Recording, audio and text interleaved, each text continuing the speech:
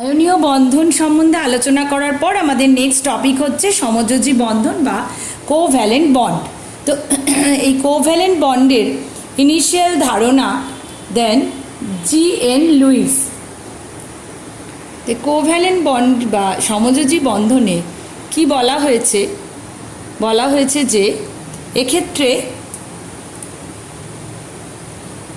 দুই বা ততোধিক পরমাণু কি করে যে এরা ইলেকট্রন জোড়কে সমানভাবে ব্যবহার করে, অর্থাৎ বেসিকটা কিন্তু একই থাকে, অক্টেট রুল বা অষ্টক সূত্র, যেখানে কি বলা হয়েছিল যে হাইড্রোজেন হিলিয়াম এরা তার সর্ববহিস্থ কক্ষে দুটি ইলেকট্রন নিয়েই সুস্থিতি লাভ করে এবং ফ্লোরিন, অক্সিজেন, নাইট্রোজেন, ক্লোরিন এবং অন্যান্য যে কোনো মৌল তাদের আউটার মোস্ট শেলে বা সর্ববহিস্থ কক্ষে 8টি করে ইলেকট্রন অ্যাচিভ করতে চায়।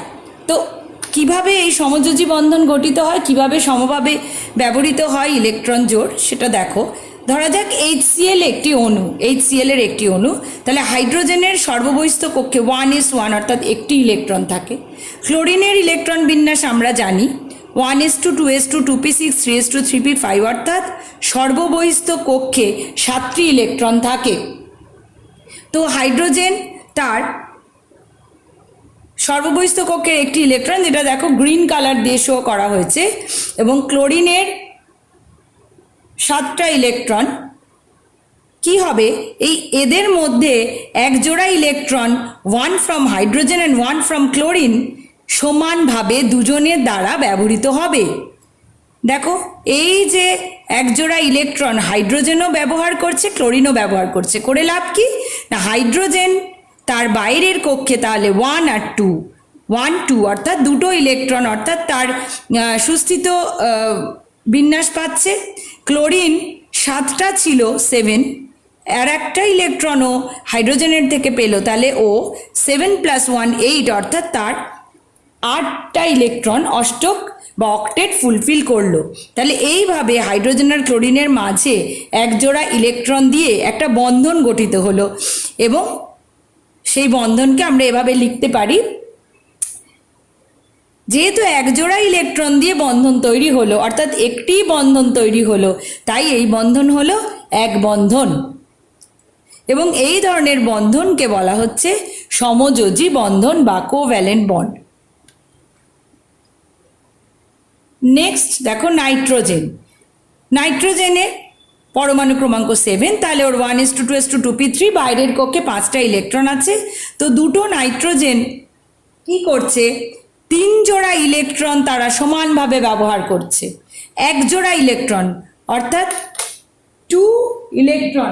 দুটো ইলেকট্রন কি করে, 2 electron equals to 1 bond, 2 electron equals to 1 bond. তাহলে এখানে 3 জোড়া ইলেকট্রন অর্থাৎ 6 ইলেকট্রনস, তার মানে কটা, 3 বন্ডস অর্থাৎ 3 বন্ধন, N ট্রিপল বন্ড N, 3 বন্ধন। নেক্সট C2H4, এখানে কার্বনের ইলেকট্রন বিন্যাস 1s2 2s2 2p2, কার্বনের বাইরের কক্ষে সর্ববহিস্থ কক্ষে 4টি ইলেকট্রন আছে। তাহলে দুটি কার্বন পরমাণু পরস্পরের সঙ্গে 2 জোড়া ইলেকট্রনকে শেয়ার করছে, এবং প্রত্যেকটা কার্বন পরমাণু আবার 2টো করে হাইড্রোজেন পরমাণুর সঙ্গে 1 জোড়া করে ইলেকট্রন শেয়ার করছে। তাহলে কার্বনের বাইরের কক্ষে দেখো কি হলো, 1 2 3 4 5 6 7 8 অক্টেট পূর্ণ হলো। প্রত্যেকটা হাইড্রোজেনের দ্বারে 1 2 1 2 1 2 1 2 অর্থাৎ 2টো করে ইলেকট্রন ওর যা দরকার সেটাও পাচ্ছে। তাহলে প্রত্যেকটা কার্বন 8টা করে ইলেকট্রন পাচ্ছে, আর প্রত্যেকটা হাইড্রোজেনও 2টো করে ইলেকট্রন পাচ্ছে। সুতরাং তার স্ট্রাকচারটা কি হচ্ছে, সি সিঙ্গেল বন্ডে এইচ গুলো যুক্ত, এবং মাঝখানে যেহেতু 2 জোড়া ইলেকট্রন ব্যবহৃত হচ্ছে 2টো কার্বনের মাঝে, তাহলে একটা দ্বিবন্ধন তৈরি হচ্ছে। আবার বলি 2 ইলেকট্রন 1 বন্ড, তাহলে 4 ইলেকট্রনস 2 বন্ড। তাহলে আমরা দেখব যে একটা সমযোজী বন্ধন যে গঠন হচ্ছে তার শর্তগুলি কি কি। 1 নম্বর হচ্ছে প্রায় সমান তড়িৎ ঋণাত্মকতা বিশিষ্ট মৌল নিতে হবে। মেনলি অধাতব মৌলরা এই সমযোজী বন্ধন গঠন করছে, এবং উচ্চ আয়নন বিভব সম্পন্ন পরমাণুও হতে হবে। উচ্চ আয়নন বিভব সম্পন্ন পরমাণু কেন? এক্ষেত্রে তো ইলেকট্রন গ্রহণ বর্জনের কোনো ব্যাপার নেই, তাই না? তাহলে উচ্চ আয়নন বিভব মানে সেই ইলেকট্রনকে পরমাণু নিউক্লিয়াস থেকে সরিয়ে নিয়ে যেতে বেশি শক্তি লাগছে। তাহলে আমাদের এখানে তো ইলেকট্রন বর্জনের প্রশ্ন নেই, গ্রহণেরও প্রশ্ন নেই। তাই উচ্চ আয়নন বিভব অর্থাৎ ইলেকট্রন যাতে ত্যাগ করেও ক্যাটায়ন যদি করে ফেলে তাহলে তো সেটা আর সমযোজী বন্ধন করবে না, আয়নীয় বন্ধনের দিকে যাবে। তাহলে সেই ধরনের পরমাণুগুলোই কিন্তু সমযোজী বন্ধনে আসবে যাদের উচ্চ আয়নন বিভব থাকবে এবং মেনলি অধাতব, এবং তাদের তড়িৎ ঋণাত্মকতার বেশ কম পার্থক্য থাকতে হবে। যোজক ইলেকট্রনের সংখ্যা 4, 5, 6 বা 7 হতে হবে। তাহলে এই হলো কন্ডিশনস। এখন দেখো, প্রথমে আমরা কি করেছিলাম, HCl এখানে দুটি ভিন্ন মৌলের পরমাণু সমযোজী বন্ধন করেছে, তাই একে বলা হবে হেটেরোনিউক্লিয় সমযোজী বন্ধন। নাইট্রোজেনে একই মৌলের পরমাণু দ্বারা গঠিত কোভালেন্ট বন্ড, তাই এটা হোমোনিউক্লিয়। C2H4 once again হেটেরোনিউক্লিয়। এবার কখনো কখনো আবার এমন দেখা যাচ্ছে যে এই সমযোজী বন্ধনে অর্থাৎ ইলেকট্রন পেয়ারকে শেয়ার করেও কিন্তু সেই অণুটার বন্ধনকে ব্যাখ্যা করা যাচ্ছে না, অর্থাৎ তার নেচার অফ বন্ডিংকে ব্যাখ্যা করা যাচ্ছে না। As for example, SO2 sulphur এবং অক্সিজেন প্রত্যেকেই দেখো তাদের বাইরের কক্ষে 3s2 3p4 2s2 2p4 একই গ্রুপে যেহেতু এরা অবস্থিত পর্যায় সারণীতে, তাহলে দুজনেরই বাইরের কক্ষে 6টা করে ইলেকট্রন আছে। তাহলে এভাবে ধরো লিখলাম প্রথমে সালফার অক্সিজেন অক্সিজেন, ধরলাম প্রথম অক্সিজেনটা সালফারের সাথে দুই জোড়া ইলেকট্রনকে শেয়ার করলো। তাহলে কি হলো, অক্সিজেনের বাইরের কক্ষে দেখো 1 2 3 4 5 6 7 8 অর্থাৎ এর 8টা ইলেকট্রন পূর্ণ হয়েছে। সালফারের ক্ষেত্রে 1 2 3 4 5 6 7 8 এরও 8টা ইলেকট্রন অ্যাচিভ হয়েছে। কিন্তু এই অক্সিজেনটা 1 2 3 4 5 6 নিয়ে বসে আছে, অর্থাৎ এর অষ্টক পূর্ণ হয়নি। সো দ্য প্রবাবিলিটি, আমরা কি করতে পারি, একে কি করে অষ্টক দিতে পারি, এও যদি আরও এর একজোড়া ইলেকট্রনকে এর সঙ্গে শেয়ার করে, অর্থাৎ সালফার আর অক্সিজেনের মধ্যেও যদি দুজোড়া ইলেকট্রনের শেয়ারিং হয় অ্যাজ এ হোল, ঠিক এই অক্সিজেনের মতো, তাহলে ওই অক্সিজেনও 8টা ইলেকট্রন পাবে। তো আমরা করে দেখলাম কি, সেটা করে অক্সিজেনের বাইরে 8টা যেমন ছিল, সালফারের বাইরে কিন্তু 1 2 3 4 5 6 7 8 9 10 অর্থাৎ মোর দ্যান 8 ইলেকট্রন হয়ে গেল, যেটা কিন্তু অক্টেট রুলকে ফলো করলো না। অপরদিকে ওই অক্সিজেনটা কিন্তু সুন্দর 8টা ইলেকট্রন পেল, কিন্তু যেহেতু সালফারের ক্ষেত্রে অক্টেটের বেশি হয়ে যাচ্ছে, অর্থাৎ 8টার বেশি ইলেকট্রন হয়ে যাচ্ছে, তাহলে এটা প্রবাবিলিটি হবে, এই ধরনের স্ট্রাকচার কিন্তু তাহলে হচ্ছে না।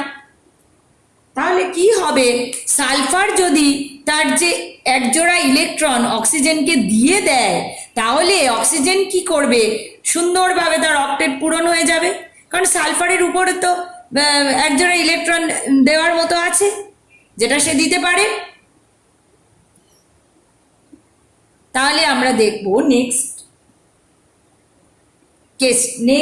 স্ট্রাকচারে যে সালফার তার একজোড়া ইলেকট্রন এই অক্সিজেনকে ডোনেট করে দিল, তাই একে বলা হচ্ছে সালফারকে ইলেকট্রন ডোনার বা দাতা, এবং অক্সিজেন ইলেকট্রন গ্রহণ করছে।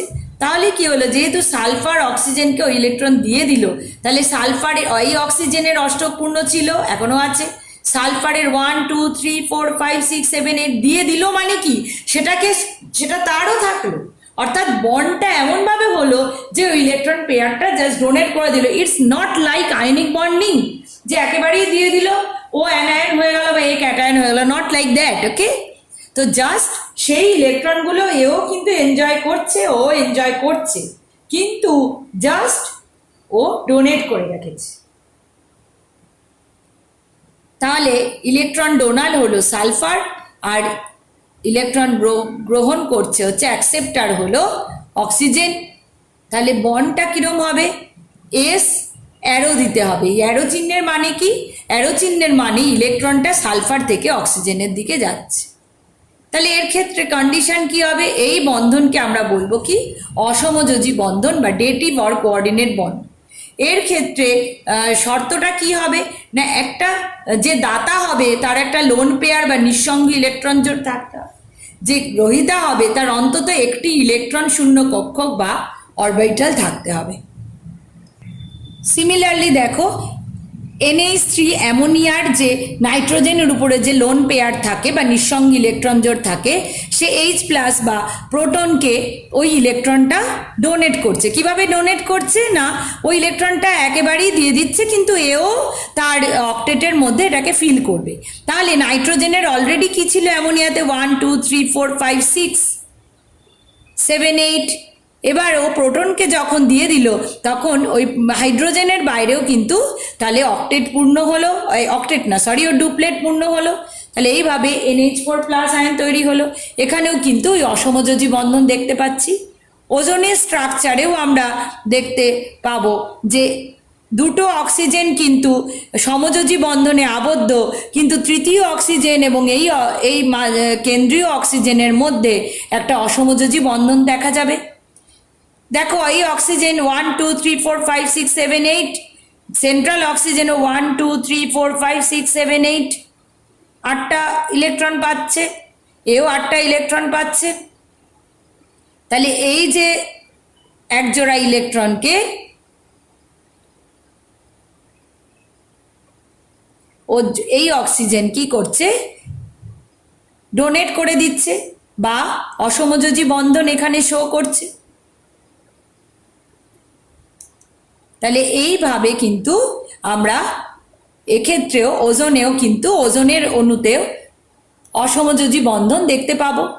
কারণ এক্ষেত্রে কি ছিল, এই অক্সিজেনটা 8টা ইলেকট্রন পাচ্ছিল, এও 8টা ইলেকট্রন পেয়ে যাচ্ছিল, কিন্তু এই অক্সিজেন 8টা ইলেকট্রন পাচ্ছিল না। পেল কখন না, যখন এই সেন্ট্রাল অক্সিজেন ওই ইলেকট্রন পেয়ারকে ওকে দান করলো। তাহলে এ হলো ইলেকট্রন ডোনার, এ হলো ইলেকট্রন অ্যাকসেপ্টার। আমরা এবার BF3 বোরন ট্রাইফ্লুরাইডের স্ট্রাকচার দেখব।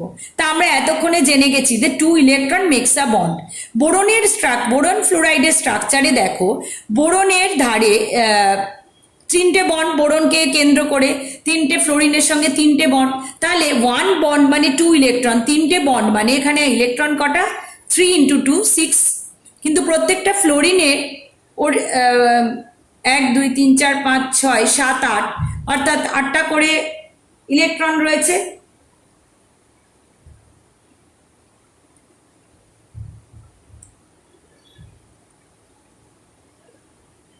এই ফ্লোরিনেরও 8টা ইলেকট্রন, এই ফ্লোরিনেরও 1টা ইলেকট্রন, এই ফ্লোরিনেরও 1টা ইলেকট্রন, কিন্তু বোরনের 6টা ইলেকট্রন। তাহলে বোরনের অষ্টক পূরণ হয়নি, ফ্লোরিনের কিন্তু অষ্টক পূরণ হয়েছে। তাহলে বোরনের ক্ষেত্রে <8 ইলেকট্রন। PCl5 এর স্ট্রাকচারে দেখো 5টা বন্ড, 5টা ক্লোরিনের সাথে 5টা বন্ড। সো আমরা জানি 1 ইলেকট্রন 2 ইলেকট্রন 1 বন্ড, তাহলে 5টা ইলেকট্রন মানে কটা, 5টা বন্ড মানে ফসফরাসের কটা ইলেকট্রন ওখানে বন্ডে রয়েছে, 10টা ইলেকট্রন, তাহলে 10 ইলেকট্রন। ক্লোরিনের কিন্তু 1 2 3 4 5 6 7 8, অর্থাৎ 8টা করে ইলেকট্রন কিন্তু ক্লোরিনের রয়েছে প্রত্যেকটা ক্লোরিনের। তাহলে ওর অষ্টক পূরণ হয়েছে, কিন্তু ফসফরাসের 10টা electron, that is more than 8 electron, যেটা কিন্তু অষ্টকের থেকে বেশি, অর্থাৎ 8টার থেকে বেশি। তাহলে প্রথম ক্ষেত্রে যেখানে 8টার থেকে কম হলো আমরা দেখলাম, তাকে আমরা বলবো অসম্পূর্ণ অক্টেট বা অষ্টক। একে বলবো অষ্টকের প্রসারণ, যেখানে আমরা দেখলাম 8টার বেশি ইলেকট্রন হয়েছে। সিমিলারলি SF6-এ 6টা ফ্লোরিনের সঙ্গে বন্ড, অর্থাৎ 6 × 2 মানে 12 ইলেকট্রন, সেটা অষ্টকের প্রসারণ। তাহলে এরা হলো অষ্টক নিয়মের ব্যতিক্রম, এবং এই ধরনের যৌগকে বলে যেখানে অষ্টকের প্রসারণ হয়েছে হাইপার ভ্যালেন্ট কম্পাউন্ড। তো এই এক্সপ্যান্ডেড অক্টেট অষ্টকের প্রসারণ IF7 SF6-এও দেখা যাচ্ছে অষ্টকের প্রসারণ। এরা হলো অষ্টক নিয়মের ব্যতিক্রম বা এক্সেপশনস। তো এই অষ্টক নিয়মের ব্যতিক্রম বা এক্সপ্যান্ডেড অক্টেট যে হচ্ছে, সেটা কেন হচ্ছে না ডি অরবিটালের সাহায্যে ইলেকট্রন অষ্টকের প্রসারণ হচ্ছে। তো এটা আমরা পরে যখন হাইব্রিডাইজেশন পড়ব তখন আমরা এগুলো ভালোভাবে বুঝতে পারবো। নেক্সট দেখো আরও অষ্টক নিয়মের ব্যতিক্রম রয়েছে, যেমন নাইট্রিক অক্সাইডে 3 ইলেকট্রন বন্ড দেখা যাচ্ছে। তো এই ধরনের এরা অড ইলেকট্রন মলিকিউল, এটাও কিন্তু অষ্টক নিয়মের ব্যতিক্রম, এই ধরনের 3 ইলেকট্রন বন্ড। তাহলে অষ্টক নিয়ম কি কি ব্যাখ্যা করতে পারছে না? নোবেল গ্যাস দ্বারা জেননের, যেমন জেনন একটা নোবেল গ্যাস দ্বারা যে যৌগগুলো তৈরি হয় XeO F2 Xe F4 এদের ব্যাখ্যা করতে পারে না। কারণ ও কি বলছে, অষ্টক সূত্র কি বলছে? অষ্টক সূত্র এটাই বলছে যে নিষ্ক্রিয় গ্যাসের মতো বিন্যাস পেতে হবে। তাহলে নিষ্ক্রিয় গ্যাসের মতো বিন্যাস পাওয়া মানে সুস্থিত হওয়া। তাহলে নিষ্ক্রিয় গ্যাস কি করে বিক্রিয়া করে অন্যান্য যৌগ করতে পারে না। অষ্টক নিয়ম যদি পালিত হয় তাহলে করতে পারে না, কিন্তু আমরা দেখছি করছে। তাহলে এটা একটা লিমিটেশন। নাম্বার 2 হচ্ছে মলিকিউলগুলোর তো স্ট্রাকচার প্রেডিকশন করছে, বাট এদের শেপ প্রেডিক্ট করতে পারছে না। অক্সিজেন যে প্যারাম্যাগনেটিক প্রপার্টি আছে অক্সিজেনের, সেটাও প্রেডিক্ট করতে পারে। So these are the limitations of octet rule. তো এখন যেহেতু আমরা সমযোজী যৌগ নিয়ে পড়ছি, তো কিছু সমযোজী যৌগের কিছু ধর্ম দেখলাম আমরা। সমযোজী যৌগে কি হচ্ছে না, ইলেকট্রন পেয়ারকে শেয়ার করা হচ্ছে। তো সমযোজী যৌগের কিছু ধর্ম আমরা একটু ডিসকাস করব। নাম্বার 1 হলো সমযোজী যৌগগুলি সলিড, লিকুইড বা গ্যাস, অর্থাৎ কঠিন, তরল, গ্যাসীয় 3 রকমই হতে পারে। এরা লো মেল্টিং, লো বয়েলিং পয়েন্ট অর্থাৎ নিম্ন গলনাঙ্ক, স্ফুটনাঙ্ক, কারণ স্থির তাড়িতিক আকর্ষণ বলে আয়নীয় যৌগগুলো যুক্ত ছিল। তো সেই ওই স্থির তাড়িতিক আকর্ষণ বলকে ওভারকাম করে সেই বন্ধনকে ভাঙা কঠিন ছিল, রাদার দ্যান কি সমযোজী যৌগ। বন্ধনকে ভাঙা অর্থাৎ বন্ধন বিয়োজন বা বন্ড ডিসোসিয়েশন আমরা ছোট্ট করে একটু পড়ে নেব পরে। তো তাই জন্য এদের নিম্ন গলনাঙ্ক, স্ফুটনাঙ্ক, অর্থাৎ এদের বন্ডকে ব্রেক করা সহজে যায়। নন পোলার দ্রাবকে দ্রবীভূত হয়, যেমন বেঞ্জিন, CCl4 ইত্যাদি। কারণ হলো লাইক ডিজলভস লাইক, অর্থাৎ নন পোলার যৌগ নন পোলার সলভেন্টে দ্রবীভূত হবে। নন পোলার যৌগ নন পোলার যে যৌগ তারা নন পোলার দ্রাবকে দ্রবীভূত হবে। এখন নন পোলার আর পোলার কি? পোলার কোভ্যালেন্ট যৌগ যেখানে চার্জের সেপারেশন হচ্ছে, যেমন ধরো HF। কেন হচ্ছে না, ফ্লোরিন হচ্ছে মোস্টলি ইলেকট্রোনেগেটিভ এলিমেন্ট, সর্বাধিক তড়িৎ ঋণাত্মক। এ কি করে, আমরা তড়িৎ ঋণাত্মকতায় পড়েছি, কি পড়েছি না, তড়িৎ ঋণাত্মকতা কাকে বলছে? বন্ধনের ইলেকট্রন জোড়কে যে নিজের দিকে টেনে নিচ্ছে। তো ফ্লোরিনের ক্ষেত্রেও তাই হয়, ও বন্ধনের ইলেকট্রন জোড়কে নিজের দিকে টেনে নেয়। তার জন্য ওর মাথায় একটা পার্শিয়াল নেগেটিভ চার্জ আর হাইড্রোজেনের মাথায় পার্শিয়াল পজিটিভ চার্জ। তাহলে এই যে চার্জ ডিস্ট্রিবিউশন হয় তার মানে এখানে ধ্রুবীয়তা দেখা যায়।